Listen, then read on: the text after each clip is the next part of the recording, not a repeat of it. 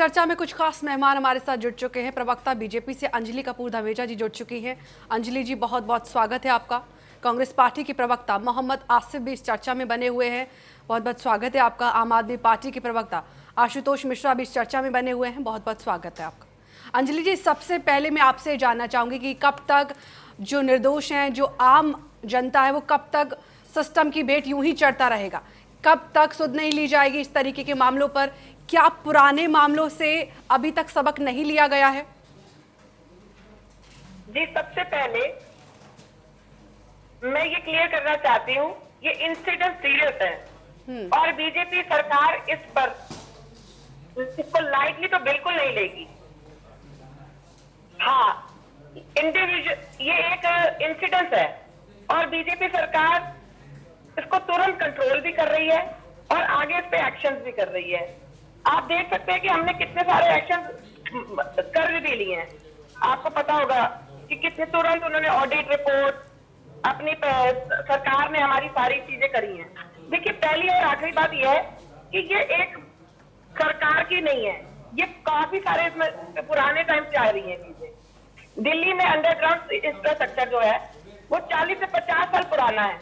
ये एक दिन की फॉल्ट नहीं है, इसमें कई सारी चीजें इन्वॉल्व थी, पुराने थे, निग्लेक्टेड था वो, तो जिसका ये रिजल्ट है।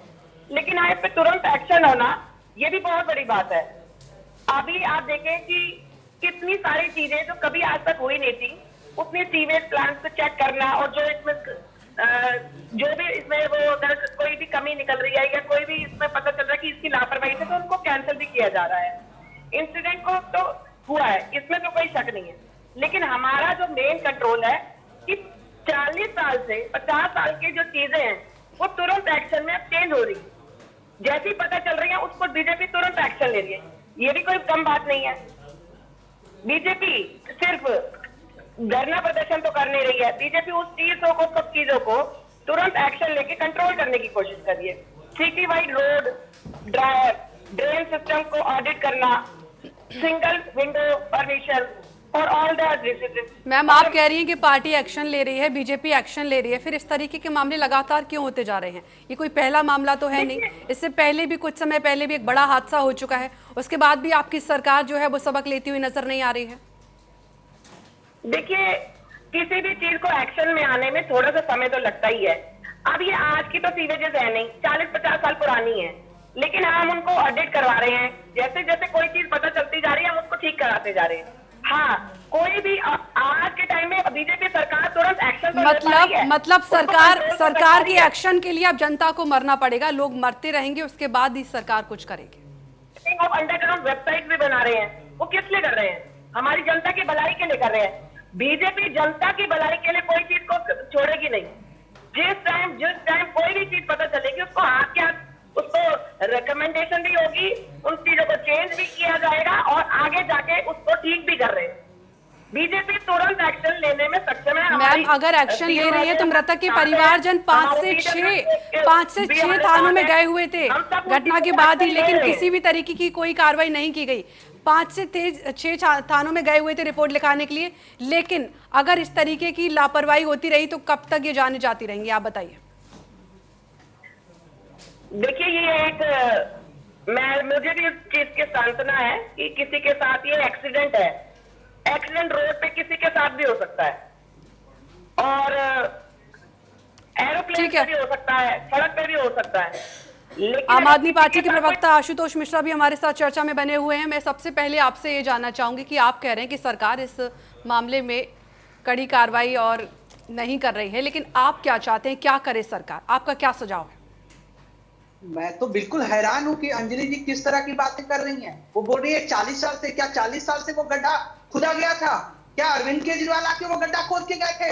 इन्हीं की जल विभाग की टीम ने गड्ढा खोदा हुआ था और ये बोल रही है कि ये जनता के लिए तुरंत एक्शन ले रही है। जब जनता मर रही है, रोड पे मरते जाएंगे लोग, मरते जाएंगे, एक्शन लेंगे और बोलेंगे जब आपकी बारी आएगी तब आप बोलना, एक एक करके बोलिए। ये क्या बोल रही है कि अंजलि जी, जब आपकी बारी आएगी तब आप बोलना। इनके मंत्री को आशीष जाके बोलते हैं कि यहाँ सब कुछ ठीक है, कूद के मर गया। अंजलि जी, जब आपकी बारी आएगी तब आप बोलना। देखा आपने किस तरह से वहाँ लापरवाही बरती गई थी, उसके बावजूद वहाँ गड्ढा हुआ रहता है, लड़का गिर के मर जाता है, उसके बाद ये बोल रही है कि मैं तुरंत हम लोग तुरंत एक्शन लेते हैं। तो क्या हर दिन ऐसे ये गड्ढे इस तरीके से तो मैं किसी को भी नहीं सुन पाऊंगी ना, आप लोग एक एक करके किस बोलिए। तरह की बातें कर रही है? बिल्कुल मैं एक एक करके सुन पाऊंगी ना, आप बोलिए आशुतोष जी। मेरी आवाज आ रही है?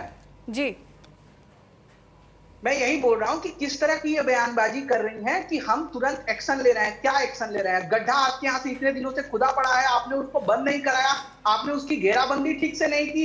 एक लड़का वहां चला गया, किसी का बच्चा चला गया 22 साल का, वो कूद के मर गया है। वो आपने वहां अगर बैरिकेडिंग की रहती है, अगर नोएडा वाले कांड से आपने सबक सीखा होता तो ये घटना ही नहीं होती, फिर आपको किसी पे एक्शन लेने की जरूरत ही नहीं पड़नी होती है। लोग सरकार से ही तो पूछेंगे, सरकार आपका है, जल विभाग आपका है, वहां गड्ढे खोदे गए, आपने क्या किया उस गड्ढे को बंद करने के लिए? ठीक है, अगर आप वहां काम कर रहे हो, बहुत आप दिखा रहे हो कि हम काम कर रहे हैं, जल विभाग का काम है, तो आपने वहां बैरिकेडिंग क्यों नहीं की थी? आखिर लड़का उस गड्ढे में कैसे गिरा? उसके बाद आप बोल रहे हो आपके मंत्री जाते हैं वहां आशीष खुद और बोलते हैं कि यहाँ सब कुछ बैरिकेडिंग की गई थी, तो फिर लड़का गया कैसे उस गड्ढे में? लेकिन आशुतोष जी, ये गड्ढा कोई एक साल में तो नहीं खोदा गया था ना, कूद के जान दे दिया। गड्ढा एक साल में तो नहीं खोदा गया था ना, उससे पहले भी गड्ढा होगा, तब भी काम चल रहा होगा।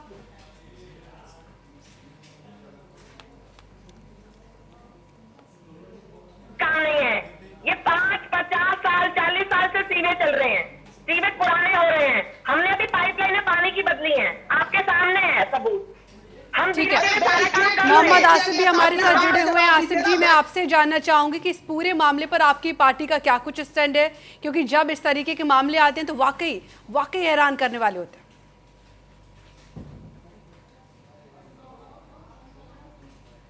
जी आसिफ जी। वही कह रहा हूं, पहले भारतीय जनता पार्टी के प्रवक्ता आवाज बंद करा दीजिए आप, वो शांत नहीं हो रही है बोले बिना। वो शांत हो चुकी हैं, आप अपनी बात रखिए। मैं कहूंगा ये फेलियर सिस्टम का फेलियर है। 27 साल बाद भारतीय जनता पार्टी की सरकार बनी है और वो कह रही है 50 साल से गड्ढा, 40 साल से गड्ढा खोदा हुआ था ये। और अभी आपने भी कहा कि 1 साल से गड्ढा था। मैं कहूंगा अगर इतना लंबा गड्ढा खुदा हुआ है तो उन सरकारों का फेलियर है जो इस पे अभी तक काम नहीं कर पाएंगे। अगर 1-1 साल तक गड्ढे खुदे रहेंगे तो पूरी तरह सिस्टम का फेलियर है। और सिस्टम है सरकार, सिस्टम सरकार बनाती है, ना कि कोई और बनाता है। और भारतीय जनता पार्टी कार्रवाई की तो तारीफ करूंगा, जितनी की जाए उतना कम है। आपको याद होगा गुजरात के अंदर जब एक साइकिल बनाने वाली कंपनी को पुल बनाने का ठेका दिया था तो 76 लोगों की मौत हुई थी। उस 76 मौतों का जिम्मेदार भारतीय जनता पार्टी की सरकार ने सिर्फ एक सिक्योरिटी गार्ड को ठहराया था। वो रिपोर्ट आपके सामने, रिपोर्ट उठा के देख लीजिएगा।